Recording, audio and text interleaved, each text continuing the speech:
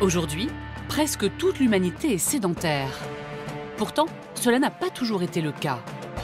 Cette sédentarisation a débuté avec l'invention de l'agriculture au néolithique. Une révolution qui va transformer la vie des hommes à tout jamais. L'homme modifie en profondeur sa perception du monde et donc ses croyances. Il entame une révolution spirituelle et met au point de tout nouveaux rites funéraires. Quels sont ces rites et que nous racontent-ils sur la spiritualité de l'homme au néolithique? J'ai décidé de mener mon enquête. Première étape, en Alsace.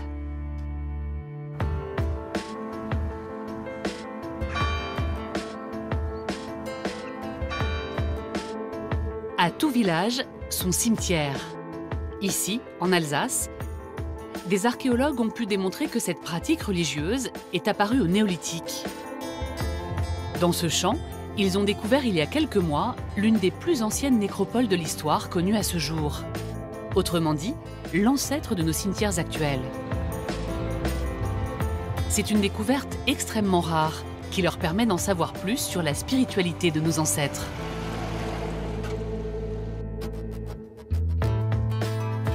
C'est à Strasbourg que les archéologues étudient les vestiges retrouvés dans la nécropole.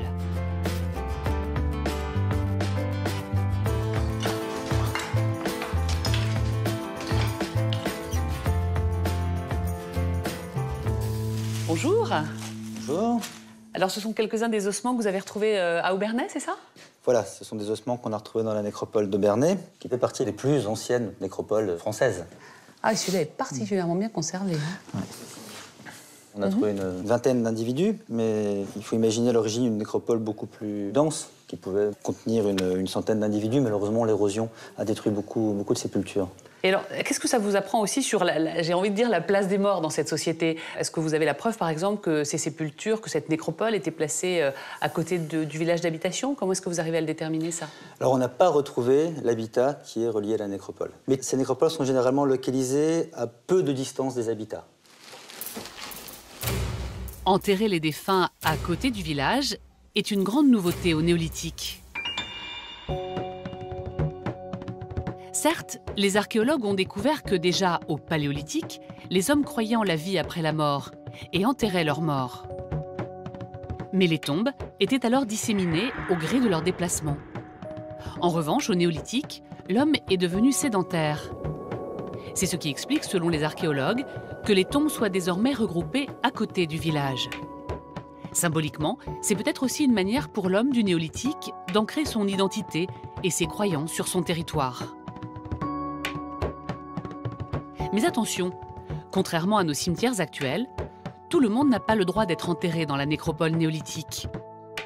C'est ce que les anthropologues appellent le recrutement. L'étude du recrutement montre que les populations inhumées dans les cimetières néolithiques ne correspondent pas à la population décédée naturelle, si vous voulez.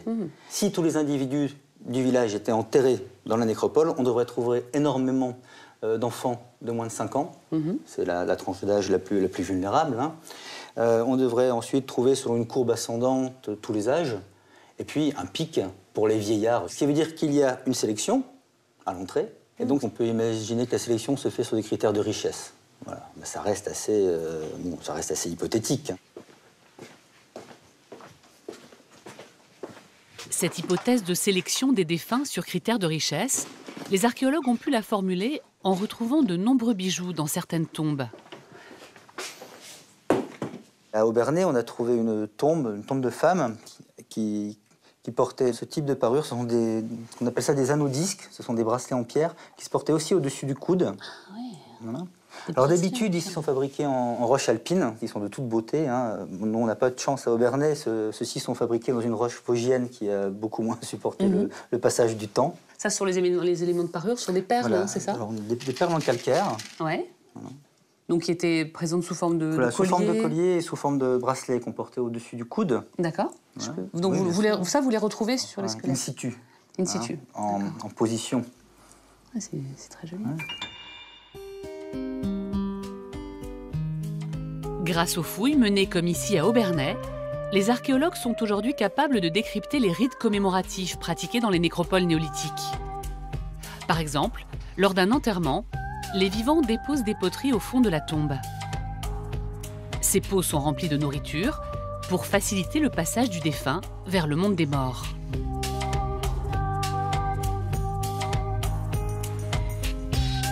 Les archéologues ont aussi découvert qu'au néolithique, les tombes ne sont pas forcément toutes identiques. Dans certaines nécropoles, ils ont mis en évidence des sépultures plus imposantes, plus longues, qui étaient sans doute réservées aux personnages les plus prestigieux de la communauté. À partir du néolithique moyen, on voit apparaître des grands hommes, c'est-à-dire des hommes importants, des hommes éminents, qui avaient peut-être un petit pouvoir politique, mais surtout un pouvoir idéologique. Et ces hommes-là ont dû aussi participer à l'animation de la vie spirituelle, de la vie cultuelle, et ont peut-être animé les commémorations du souvenir rendu aux morts. Alors pourquoi une telle ritualisation de la mort ? Ne pas rendre les honneurs dus à un mort, c'est s'exposer à un risque de le voir revenir sous forme d'un esprit malfaisant. Il faut réussir les funérailles de façon à bien rendre hommage aux morts et que le mort comprenne bien qu'il faut quitter le monde des vivants. Les funérailles, c'est un passage, hein, c'est le passage. Il faut qu'il soit réussi. Selon les croyances néolithiques, ces rites très codifiés sont donc essentiels. Ils permettent aux défunts d'avoir leur place dans le monde des morts, sous la protection des divinités. Mais quelles étaient ces divinités? L'homme du néolithique croyait-il en des esprits, des ancêtres sacrés, ou bien des dieux? Pour répondre à ces questions, les archéologues ont étudié des représentations sacrées du néolithique gravées dans la pierre. Je pars sur leurs traces. Direction Lacaune, dans le Tarn.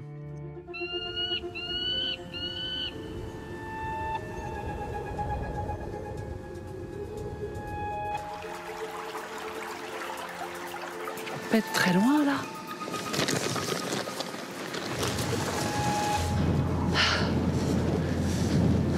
Waouh! Cette pierre plantée au milieu du champ, c'est ce que les archéologues appellent une statue menhir. Le voilà. La plus grande statue menhir d'Europe. 4,10 m de haut. Impressionnant. C'est sur des pierres comme celle-ci que l'homme du néolithique gravait les figures sacrées. Alors on voit plus les gravures. Elles ont disparu avec le temps, mais quand on pense que c'est là depuis 5000 ans. Des statues menhirs ont été retrouvées un peu partout en Europe. Mais la région de Lacaune n'en compte pas moins de 150. Les plus beaux spécimens sont conservés ici, à Rodez. Ces statues menhirs sont dites anthropomorphes. Autrement dit, elles sont de forme humaine stylisée. Selon les archéologues, c'est une première dans l'histoire de l'humanité. Car avant le néolithique, l'homme ne s'était encore jamais représenté à taille réelle. Bonjour. Bonjour. Alors, c'est une statue ou c'est un menhir? Qu'est-ce que c'est? C'est une statue menhir. Il faut rajouter un petit tiret entre les deux mots. Ouais. Donc, le monument a la forme générale d'un menhir et il représente un personnage, donc on parle de statue menhir. Un personnage? Oui, donc Ouais, c'est une figure, une représentation humaine. Donc on a le visage dans la partie supérieure qui est dessiné uniquement par un trait. Ensuite, on a les bras de chaque côté avec les mains, tous les doigts. Hein. Et dans la partie basse, on retrouve les jambes avec les orteils, un petit peu un éventail. Ah oui, effectivement, on distingue bien Voilà. les sacs de pied là, qui sont Ouais. tous de la même taille. Hop. Et alors, si on fait le tour, je crois qu'il y a aussi des représentations derrière. Hein. C'est Oui, voilà. pas quelque chose qu'on regarde que de face. Non, voilà. Alors c'est vrai que toutes les faces sont sculptées, sont taillées, donc c'est vraiment de la ronde bosse.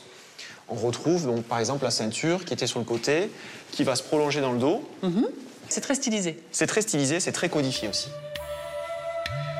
Une ceinture en chevron, des bras, un visage. Tout le corps semble représenté. Enfin, pas tout à fait. Sur les 150 statues menhirs identifiées et connues actuellement, il y a juste 3 statues menhirs qui ont une bouche. Et je vais rajouter une 4e qui a été découverte cette année. Donc 4 monuments avec une bouche représentée. Généralement, la bouche n'est pas représentée. On sait pourquoi? Alors on sait pourquoi. On est toujours dans le champ des hypothèses. Certaines personnes ont avancé que le fait que la bouche n'était pas représentée pouvait aller peut-être dans le sens de représentation d'ancêtres. Tu veux dire de défunts, de personnes avec qui on ne peut plus communiquer, c'est-à-dire qui ne peuvent plus communiquer avec nous, donc qui ne peuvent plus parler.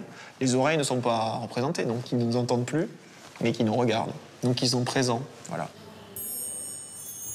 Ces statues menhirs représenteraient donc des ancêtres sacrés.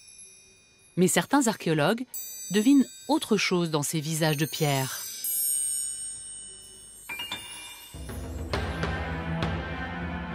Selon eux, si au néolithique, l'homme décide de se représenter en grand format, c'est que sa place sur Terre s'est profondément modifiée.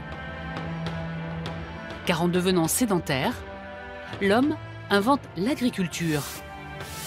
Il domestique aussi les animaux et abat les arbres de la forêt primaire pour ouvrir des champs.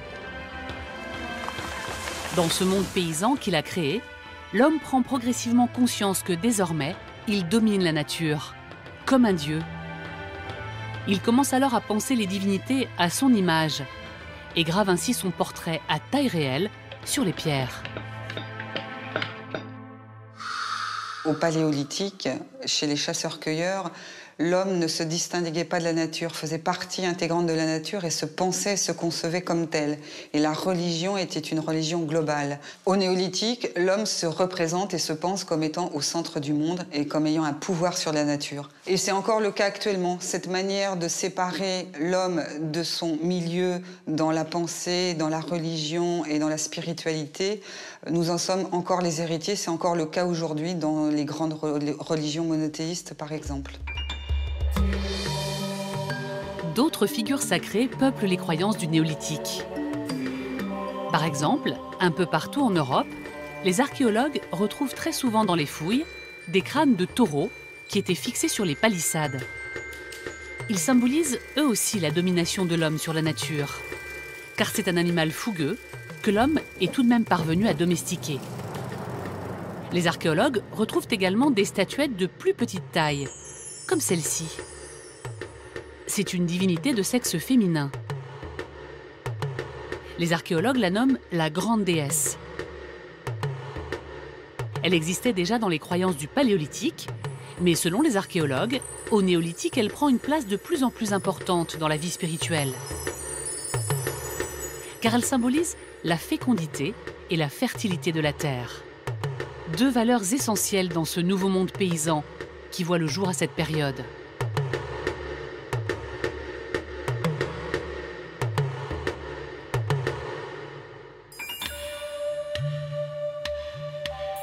À Rodez, les archéologues ont découvert que les statues menhirs sont elles aussi sexuées, comme celle-ci qui représente une femme.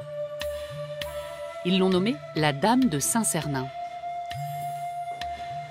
C'est la statue menhir qui est la plus connue de notre collection et puis une des grands visages de la préhistoire. C'est un peu notre Joconde.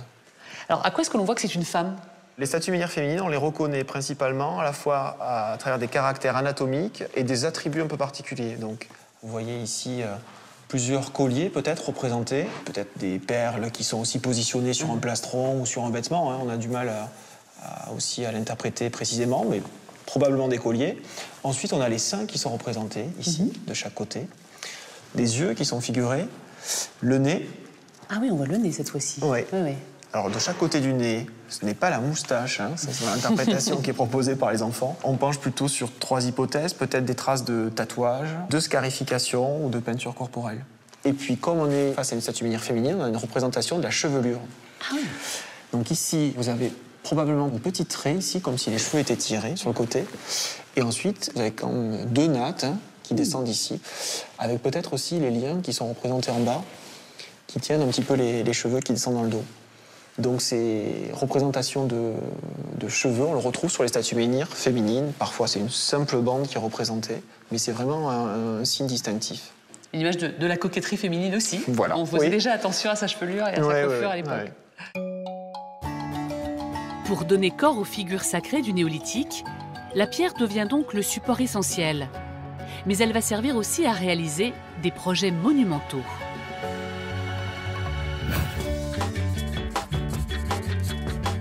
Car l'homme spirituel du néolithique devient aussi bâtisseur.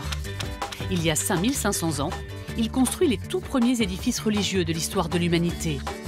Des sanctuaires en pierre que les archéologues appellent des mégalithes. Je pars sur leurs traces, cap sur le Morbihan.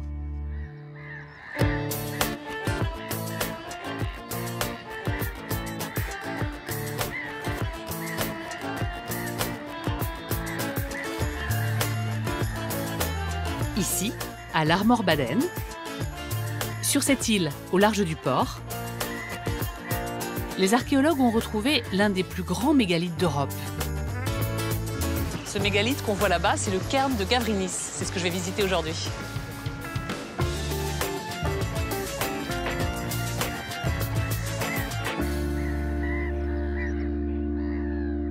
Cairn signifie amoncellement de pierres en gaélique. Avec ses 30 mètres de diamètre, c'est un édifice monumental pour le néolithique. Sur place, je retrouve l'archéologue Serge Cassen. C'est l'un des plus grands spécialistes des cairns bretons.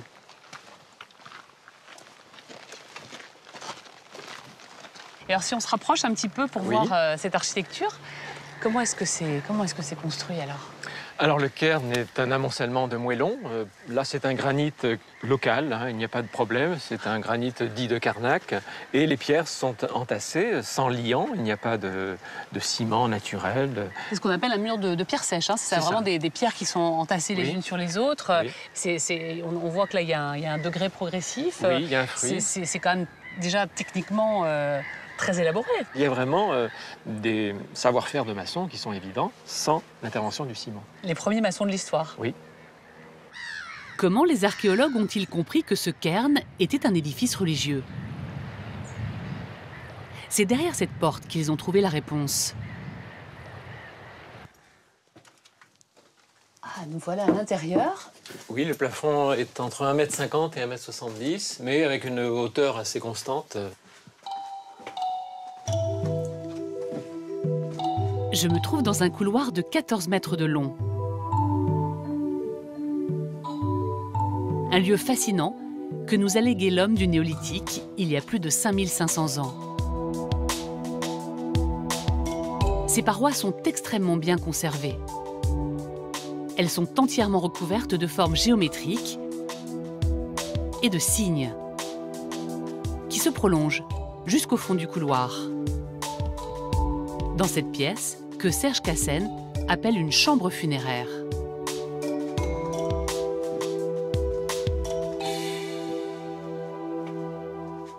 On arrive dans cette chambre de plan quadrangulaire qui est quand même distinguée du couloir hein, parce que en hauteur on est déjà plus à l'aise. Peut-être pas Vous trop pour peut-être, pas moi.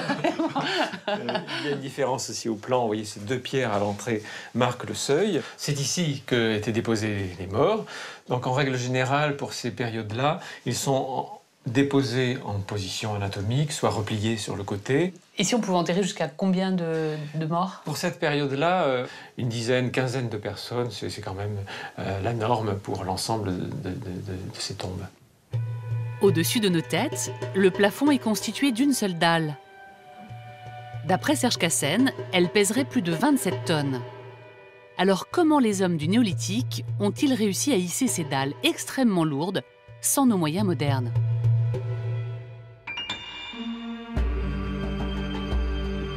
Les archéologues ont retrouvé les différentes étapes de la construction de ce cairn. Tout d'abord, des blocs de pierre ont été taillés dans des carrières.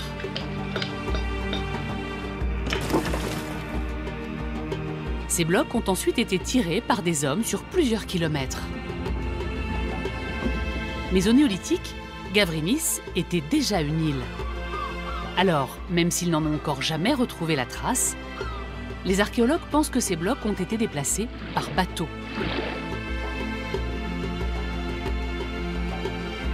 Une fois sur place, les pierres ont été dressées pour former un couloir et la chambre funéraire.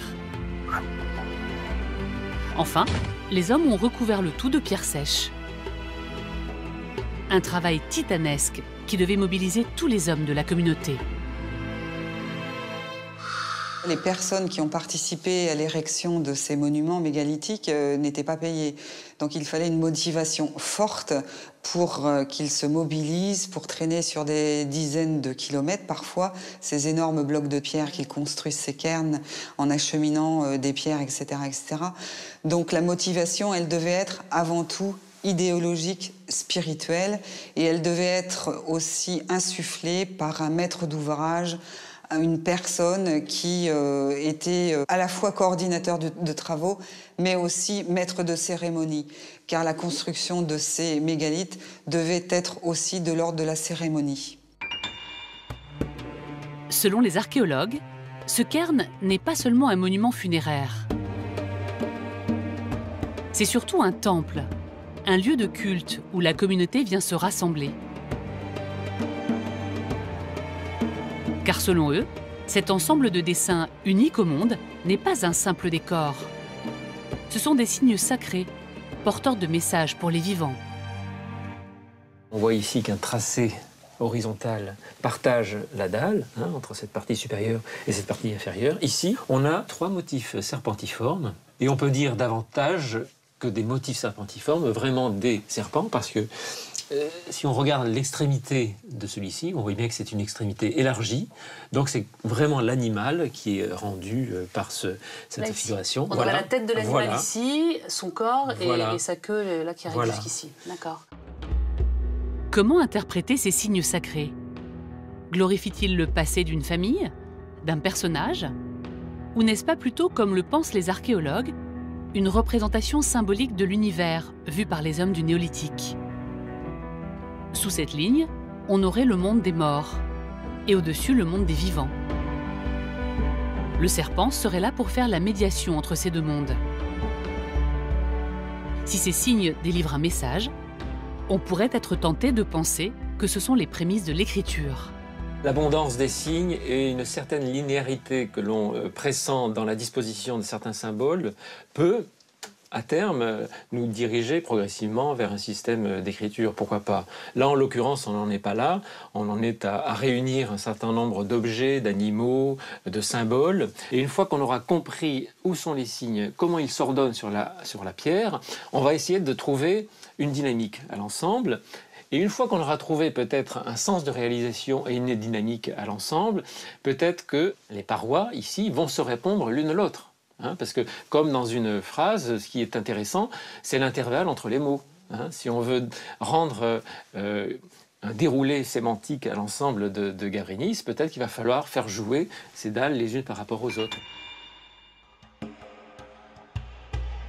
Pour y parvenir, les archéologues ont fait appel à une technologie de pointe. Ce scanner, qui a numérisé toutes les dalles du couloir. Et voici le résultat.